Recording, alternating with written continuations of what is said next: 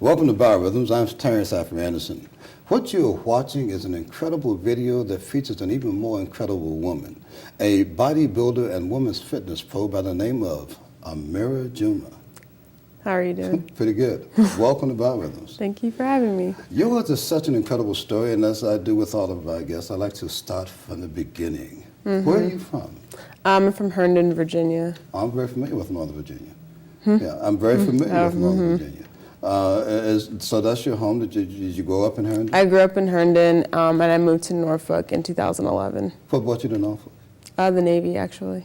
Okay, you're in the Navy now? No, I was in the midshipman program over at Old Dominion University. I see. Okay, so tell us, who is Amira Juma? And I guess a good way to start is your name. What does your name mean? Do you know? My first name means princess, and my last name means Friday. Princess Friday? Yeah. That's interesting. Yes. That would be a great name for a play or for a movie. Huh? Yes. So tell us again about Princess Friday. Where you're from? Herndon, Virginia. I'm from Herndon. Did you go to the public schools? I went to the Fairfax County Public Schools, Herndon Elementary, Herndon Middle, Herndon High. Okay. Graduated and then went to Old Dominion. What kind of kid was Amira? I was a good kid. Yeah? Yes. I played sports all my life growing up. So I started when I was 4 playing soccer. You started playing soccer at age 4? Mm-hmm. They have those on teams. So I started playing when I was 4 and then basketball too up until I graduated high school. You played basketball as well? Yes. Starting at age 4? Starting at age 9 was basketball, 4 was soccer. So you did soccer and basketball. Did you get involved in any other athletic activities or sports? I did in high school. I did track and field, and I participated in the field part, not so much track part. And then I actually did powerlifting in high school as well. Really? Mm-hmm. So you've always had an interest in toning up and the maintenance of the body and working out and so forth. What do you think that comes from? Why do you do that? I always thought it was more of like an artwork and kind of interesting. The way you're able to shape your own body. And I always liked the idea of being strong. I come from a single mother household. Okay. So my idea is always to be a very strong, independent woman. So I always liked the idea of being strong. And for me, being strong was doing sports and becoming physically stronger. Did you have brothers that you would compete against? No. I have one older sister. Okay. And so your mom kind of instilled that into both of you to be strong? Mm-hmm. So what do you get from are you driven by the competitive nature of sports and physical activity? Currently, I'm I'm a cancer survivor. So currently, when I'm doing my bodybuilding competitions, what I've been through drives me to compete now. Because, a lot of people are scared to do these competitions because you put so much out there, or people are so scared to be embarrassed. But once you've been through these treatments and you've been through this illness, you no longer care. Tell me how that motivates you. I think you touched upon that just now, but what did that experience do to motivate you? It brought me to, like I had said, just to not care what others think. And then, growing up, when you tell someone you want to do something and it sounds a little bit impossible or not like you, and people tell you can't do that it just makes you want to prove them wrong even more. Mm-hmm. Did it make you want to develop your body even more so that you could battle this? It did. When I was going through treatments, I went through around 4 or 5 months of chemo, and then a whole month of 4 or 5 months of chemo. And then a whole month of radiation, and my body was so torn up. I had lost all my muscle mass, and I was put on steroids, prednisone, to put on weight, which was fat, to keep me alive, to give me energy. So everything that I had worked for, was gone. And that's fine because that's what I needed to do to stay alive. But afterwards, when I got into remission, I wanted to change that. I didn't want to stay that way. I was no longer sick. There was no longer a reason for me to be that way. And I wanted to make a change. That's a compelling story. How old were you then? I was diagnosed at 19. At 19. Okay. I don't want you to date yourself, but that's still a pretty age to have to deal with all of that. Yes. And how much release, was it therapeutic for you to do the working out and so forth? It was therapeutic. It's more of, a lot of people do things to de-stress themselves, and everyone's different. Mine is working out.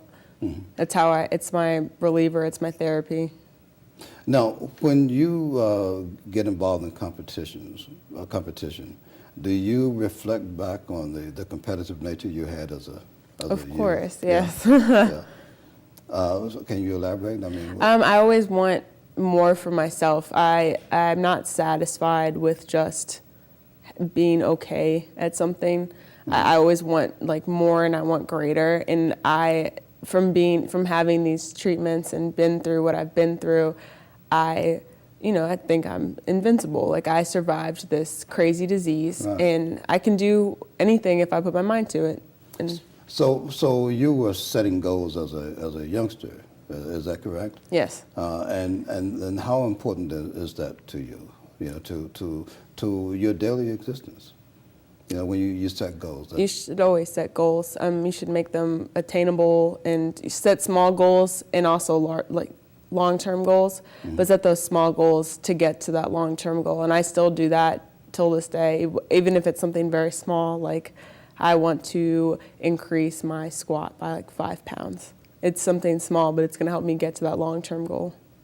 What would you say to a young woman, whether she's dealing with any health issue or not, that wants to get involved in something like competitive bodybuilding? What would you say to her? What kind of guidance would you give her? I would say to go ahead and go for it and do whatever you want to do, because you've already been through so much. You have nothing to lose.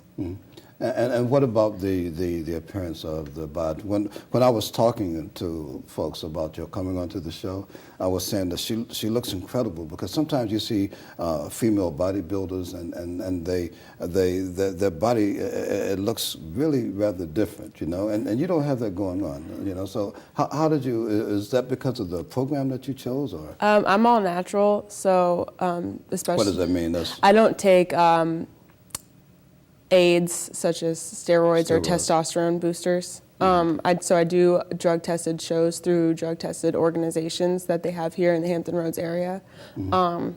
So depending on which federation you'd want to do, some drug tests and some don't. Okay. Well, we're going to take a break, and when we come back, we want to talk about the beauty aspects of power building, of bodybuilding and weightlifting. Stay tuned. We'll be right back.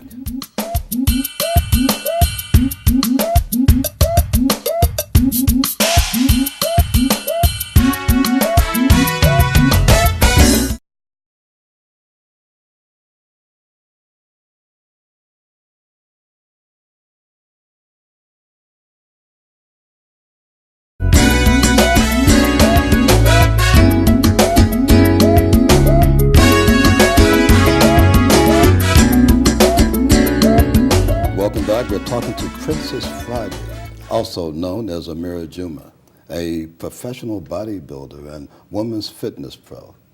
So let's talk about the beauty aspect of it. Women, and I don't mean to sound stereotypical, but to paint a stereotypical portrait, but women, of course, are very concerned with their appearance. How has your bodybuilding helped you in that regard?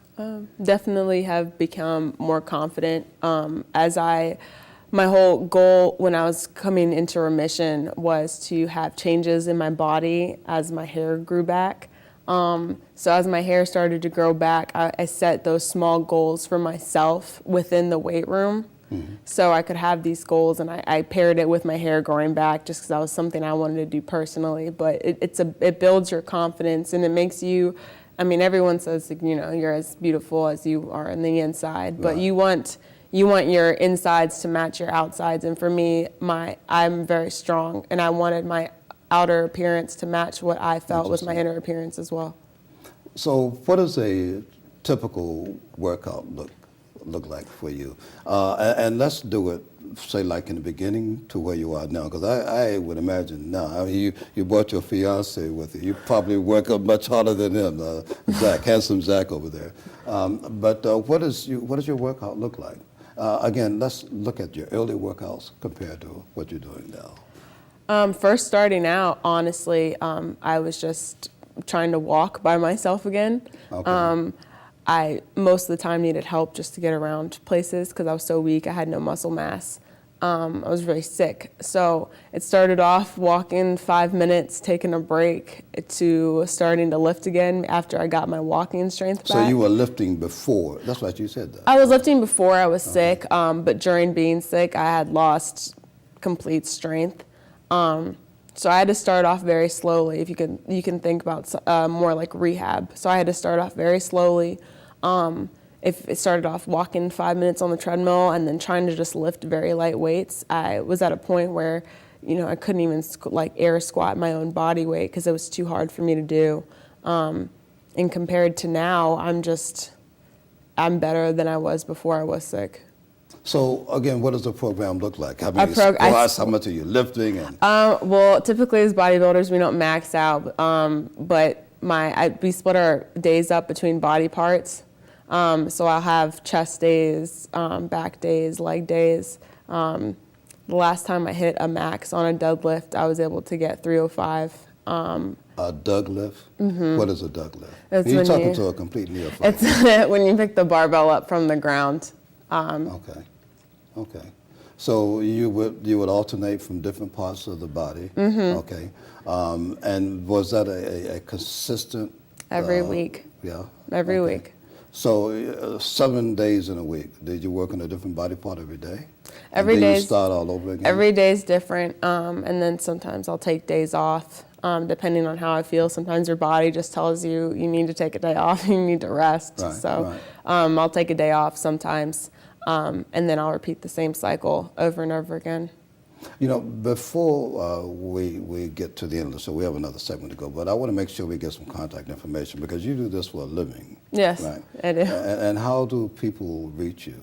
If they want to if they want you to be a trainer, their trainer. They can email me at ajuma001@odu.edu, and I'd be happy to help them. Okay, and so you're based at ODU and you work at another facility? I'm based at ODU. I work at the Old Dominion University facility as well as the Kroc Center facility, depending on people's locations. And you design a program specific to the interests and the needs? The interests and the needs and the goals of the client.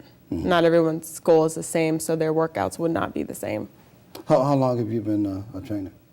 I've been training with a certification for the past year, a little over a year now. With the certification, you have to become a certified trainer? Yeah, I'm certified, and I will be getting my degree in health movement sciences within this year as well from Old Dominion. Very good. Now, you mentioned earlier a midshipman program yes. at ODU. Mm-hmm. Is that something that, that's what brought you to the area? Yes. So your plan was to go into the Navy? My plan was to commission as a naval officer. Okay, and then the illness kind of altered your plan? Yes, like it did everything. Okay. So when I got sick, I was still in the Hampton Roads unit. And I was put on an LOA, it's what they call a leave of absence. Right. So when I returned, once the severity of my cancer, I was not able to return back or join any other military branch. Oh, really? Not at all? No. And when did you start competing? I started competing right after I got into remission.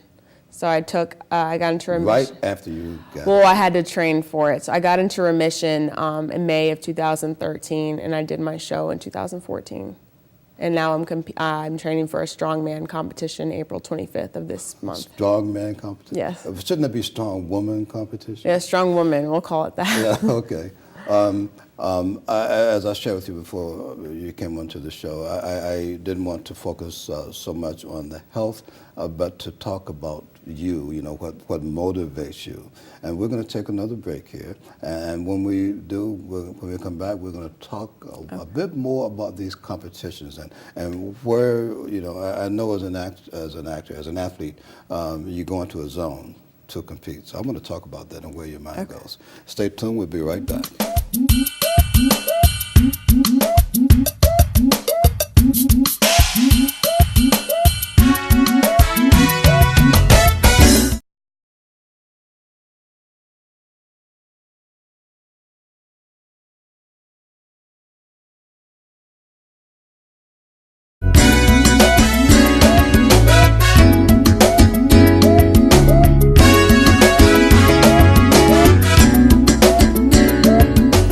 We're going to talk about the zone that you go into when you're competing, and I definitely want to talk about that. But let's begin with something else that I noticed on your Facebook page. Okay, we're Facebook friends. Thank you for accepting the friend request. I really wanted you to come onto the show. What you had posted was something, and I found it completely humorous, but I also wondered the way it must impact you. This was a post about what the things not to say to a biracial woman. What brought that on? I mean, it's obvious, but tell us about that. I had saw the post and thought it was funny. People always think I'm a foreign exchange student or I don't speak English or something like that. Yes. I'm from Herndon, right, which is mostly full of Latinos and Hispanics. So a lot of people will just assume that I just don't speak English or I'm Hispanic.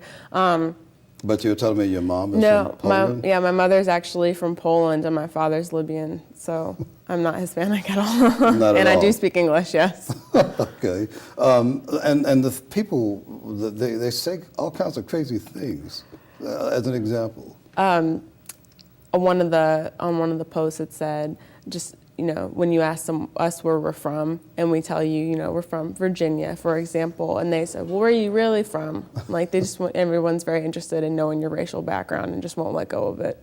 Now, did you encounter that type of, I'll call it prejudice, as a kid, as a child? I grew up in a 100% Hispanic neighborhood, so folks just made the assumption. So I mean, it was an easy assumption to make. So people just made the assumption that I was Hispanic, and then my mom is blue eyes, brown hair, and I had people think she was just a very light-skinned Puerto Rican. Really? And she's actually from Poland. From Poland, yes, right, from right, Eastern Europe, but yeah. So you alluded earlier to the fact that you're a strong woman, okay? And certainly you didn't necessarily encounter a lot of discrimination because of your ethnicity, you're being biracial, but that probably still helped to put a little bit of steel in your veins. It did. When you go into a zone to compete, I'm just making the assumption that you do in fact do that. What is it like? Where does your mind go when you are competing? You have to be very much aware of the environment. You have to be very much aware of what you're actually doing. But what do you focus on? When you're competing, even when you're training every day, you have to have a certain mindset. You have to know what you want and what you're going for. You can't just go for something and half do it. Everything has to be 100%. Competing on the stage is great because it just feels like you on that stage. You can't see the crowd. Everyone's blacked out. At the end, when you do your own routine and it's to a song, it just feels like you are just moving with the music, if that makes any sense. Sure. Basically, you choreograph your routine. You're showcasing yourself to a song. Right. It's not a dance routine, it's a flexing routine, but a posing routine. But I don't want to say like you lose yourself, but when you're training, you're just in that zone because you know what you want, you know what you're going for, and you have to be in that mindset to get it. Now, so where have you competed? Where have you gone? You traveled, done a lot of traveling? Actually, Hampton Roads is great for competing. They have a ton of shows down here. I competed in OCB, Battle for Tidewater, this past October. OCB is an acronym for? I don't know what it stands for, but it's a natural show. Okay, natural? Natural, Okay. So they drug test. Okay, all right. And any other competitions locally? I'll be doing the Strongman April 25th. And then where's that held? That's in Woodbridge, Virginia. Okay. So again, what would you say to someone that we talked about how you would, what suggestions you would give to someone that wants to work with a personal trainer? But let's say someone who wants to go beyond that and be a competitive bodybuilder. What would you say to that person, male or female? Let's start with female. I'd say, well, even for male and female, I'd say, why not? Why can't you? Right, Why do you doubt yourself? If you want something, you'll find a way to make it happen. And it's not going to happen overnight, and it's not going to, maybe not even in a year, but if you want something bad enough, it will happen. Do you find, Amira, that you intimidate men? Yes. Yeah? But is that because of your physique, or is it because of your personality? Or? I've always been told I'm intimidating because of my personality. Because of your personality. Yes. So now you got the gait to go with it. Right? How do you handle that? Particularly from the physical strength aspect. I just brush it off. I don't need to impress anyone. Like you said earlier, I'm engaged, so if anyone cares if I'm intimidating or not, that's on them. So did you intimidate Zach? No. Zach looked like he was pretty I intimidated him guy. into proposing. No. You intimidated him. Okay. So I am so very pleased to have had you come on to the show. I'd like to give you an opportunity to talk a little bit more about your business, okay, and your approach to your business and what people can expect. Whether you are aiming to gain muscle mass, lose weight, just become stronger or more fit, I'm able to help you. I have been at all those points and levels in my life and have trained myself to come out of them, and I am also certified. So I know how to help you achieve your goals, no matter what they are. All ages, different sizes, different goals, whatever they may be. You know, let's make it personal for me. We spoke a little bit earlier. I queried you and Zach on, you know, I want to get a six-pack. You know, right now I have a one-pack. You know, so I want to get a six-pack. What would you have an old guy like me do? I definitely would have you do strength training for sure. 100%. Now, what does that mean? Strength training, so you'd be working with the weights. Okay. That'd be great for your bone density levels as well. Okay. So we'd be working on your muscularity, and then we'd have you on a diet plan. No, with that, you would have to say diet. That's okay. Meal plan. Yeah, well, that's a little bit better, I guess. But so with strength training, I would be working on a particular part of my body? Or you'd be working on your whole body, building that muscularity up everywhere. Now, so how does that work with the six-pack? So when someone talks about the six-pack, you mentioned earlier that you focus on different parts of the body on different days of the week. For someone like myself who wanted to try and make a miracle happen and develop a six-pack, would there be crunches and so forth, or you just work with the whole body to get to the core? When you're actually lifting any part of your body, you're actually using your core to stabilize yourself. So every time that you're doing weights, no matter what your body part you're doing, you're actually working your core to stabilize yourself. So your core is getting worked every time you work out, and then you would, of course, have your own separate ab exercises, but not as much so as you would. It'd be being worked through lifting weights. See, I didn't know that. I had no idea. You always were working on your core. Well, it's been great to have you on the show. Thank you for having me. Thank you so very much for joining us. And thank you, Zach, for coming to be with us. Ladies and gentlemen, this has been Biorhythms. We want to thank you so very much for joining us.